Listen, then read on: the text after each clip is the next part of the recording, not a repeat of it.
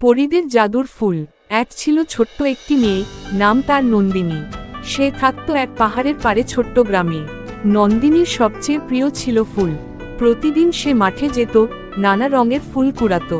একদিন হঠাৎ সে দেখতে পেল একটা অদ্ভুত ঝিলমিল করা ফুল। ফুলটার পাপড়ি যেন সোনা রঙের, আর গন্ধটা ছিল একেবারে স্বপ্নের মতো। নন্দিনী ফুলটা ছুঁতেই চারপাশে এক ঝলক আলো। চোখ খুলে দেখে সামনে দাঁড়িয়ে তিনজন সুন্দরী পরী। পরীরা বলে, তুমি জাদুর ফুল ছুঁয়েছ, এখন তোমার একটি ইচ্ছা আমরা পূরণ করব। নন্দিনী ভাবল, খেলনা চাইবে? না চকোলেট, না। তারপর সে বলল, আমি চাই আমাদের গ্রামে যেন সবাই হাসি খুশি থাকে সব সময়। পরীরা খুশি হয়ে তার ইচ্ছা পূরণ করল। সেই থেকে নন্দিনীর গ্রামে ছিল না দুঃখ, না কান্না, সবাই থাকত আনন্দে, ভালোবাসায়। পরীরা মাঝে মাঝে এসে নন্দিনীর সঙ্গে খেলা করত, আর নন্দিনী সে হয়ে উঠল ফুলের রাজকুমারী।